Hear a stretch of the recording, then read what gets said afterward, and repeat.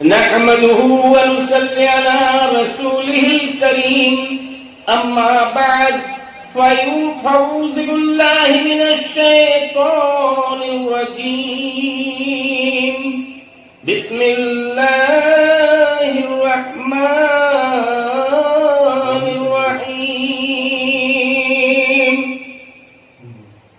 وقال النبي صلى الله تعالى عليه وسلم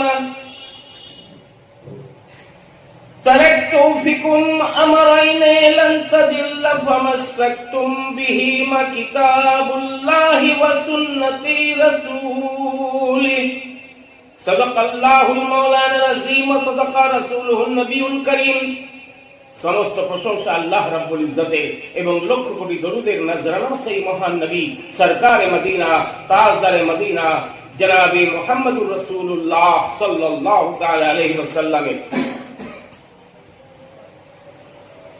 আজকে এই পবিত্র মাহফিলে শুরু করার আগে দুটো কথা।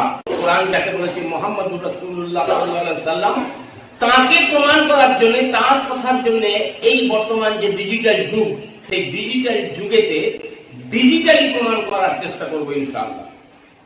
সেটা কিভাবে? আপনাদেরকে গুগলে যেতে হবে, আর গুগলে যেতে গিয়ে লিখতে হবে যে most influential person of the world. এই কথা বলে গুগলে সার্চ করলেই দেখবেন নবী মুহাম্মদ রাসূলুল্লাহ নামটা আপনাদের সামনে এসে। একটি মানুষ, আপনি ডিজিটাল যদি খুলেন, গুগলে সার্চ করেন, দেখবেন একজন মানুষ, তার নাম মাইকেল এইচ হার্ট। তার মাথায় পোকা লাগলো। কি পোকা লাগলো? যে আমি বিশ্বের 100 জন সেরা মানুষ যারা তাদের এলাকার সবের মানুষের কাছে প্রিয়, কে কত প্রিয়, সেই প্রিয় ধারাবাহিকভাবে ক্যাটাগরি 1, 2, 3 করে 100 জন বাড়বে। ব্যাস, যাহা ভাবনা তাহা কাজ শুরু করলেন। করে তিনি 100 জনের নাম লিখলেন। নাম লেখার পর একটা বই ছেপে ফেললেন। বইটার নাম দিলেন দ্য 100। সেই 100-এ দেখা গেল 1 নম্বরে আমাদের মুসলমানদের যিনি নবী, অর্থাৎ যারা যিনি বিশ্বের নবী, জনাব মুহাম্মদ রাসূলুল্লাহ সাল্লাল্লাহু আলাইহি ওয়াসাল্লামের নাম। আর তার যে নবী, তিনি যে ঈসাই ধর্ম, তিনি যে খ্রিস্টান, সেই খ্রিস্টান ধর্মের নবী ঈসা নবীর নাম রয়েছে তাতে 3 নম্বর। এইরকম ভাবে বহু লোকের নাম আছে। মহাত্মা গান্ধীরও নাম আছে 37 না 39 নম্বর। যাই হোক, তার মতে পৃথিবীর সমস্ত সেরা লোকের নাম দিয়েছেন তার 1 নম্বরে নবীর নাম, আমাদের নবীর নাম। ঠিক আছে, এখন মানুষ তো তাকে ছেড়ে খাবে। যিনি লেখক, তিনি যদি ছেপে বার করেন, তাতে লেখা হবে যে তুমি এটা কোথা থেকে পেলে, কেন করলে, এরকম হাজার কৈফিয়ত আছে। তিনি জানেন, তিনি লেখক হিসেবে জানেন। সমস্ত লোক যারা পাঠক, বইটা পাঠ করলেই তারা আমার কাছে কৈফিয়ত চাইবে, কৈফিয়ত দিতে দিতে দম বেরিয়ে যাবে। তাই তিনি করলেন কি, সেই কৈফিয়তটা বই ছাপার সময় শুরুতেই, প্রথম পাতা, দ্বিতীয় পাতাতেই ভিতরে যে মুখবন্ধ, লেখকের একটা কলম থাকে না, তিনি কেন লিখলেন, এই বইটা কেন ছাপলেন, এই কারণ দর্শানোর একটা যে কলম থাকে, সেই কলমে তিনি লিখলেন মাই চয়েস অফ মুহাম্মদ। মুহাম্মদকে যে আমি চয়েস করেছি টু লিড দ্য লিস্ট, এই তালিকার 1 নম্বরে রাখার ক্ষেত্রে। কিসের? the most influential person of the world, পৃথিবীর সবথেকে প্রভাবশালী ব্যক্তিদের তালিকায় যে 1 নম্বরে তার নামটা রেখেছি। মেবি কোশ্চেন বাই আদার্স, এতে কারো প্রশ্ন উঠতে পারে, কেউ না কেউ প্রশ্ন তুলতে পারে, বাট আই থিংক, কিন্তু আমি মনে করি he was the only person in history, তিনি ইতিহাসের একমাত্র ব্যক্তি হু ওয়াজ সুপ্রিমলি সাকসেসফুল, যিনি নিরঙ্কুশ ভাবে সফল। কিসে? To religious and secular level, ধর্মীয় দিক দিয়ে এবং ধর্ম নিরপেক্ষ দিক দিয়ে। ধর্মীয় দিক দিয়ে এবং ধর্ম নিরপেক্ষ দিক দিয়ে, 2 দিক দিয়ে তিনি নিরঙ্কুশ ভাবে সফল। সেই জন্য তার নামটা আমি 1 নম্বরে দিই। এটা চারটি কথা না। তিনি ধর্মীয় দিকেও প্রধান 1 নম্বরে, আর ধর্ম নিরপেক্ষ দিকেও 1 নম্বরে। এটা কি করে হয়?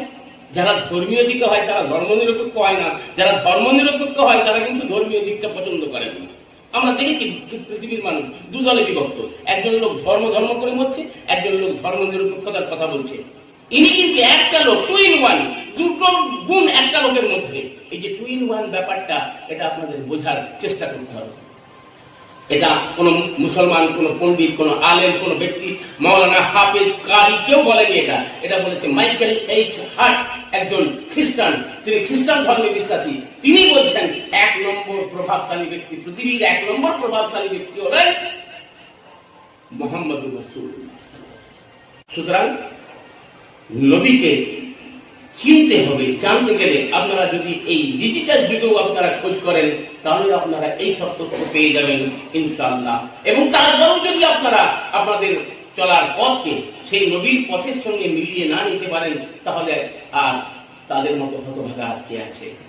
আল্লাহ আমাদের সবাইকে সেই নবীর পথে চলার তৌফিক এনায়েত করেন, মুহাম্মদ সাল্লাল্লাহু আলাইহি সাল্লামের পথে চলার, পথে এবং মতে চলার তৌফিক এনায়েত করেন। এবং তাহলেই আমরা মঞ্জিলে মাকসুদ, আমাদের যে ডেস্টিনেশন, আমাদের যে গন্তব্যস্থল, আমাদের যে শেষ জায়গা যেখানে আমাদেরকে পৌঁছতে হবে, সেই জায়গাটার নাম হলো জান্নাত। ইংরেজিতে বলে হেভেন, সংস্কৃতে বলে স্বর্গ।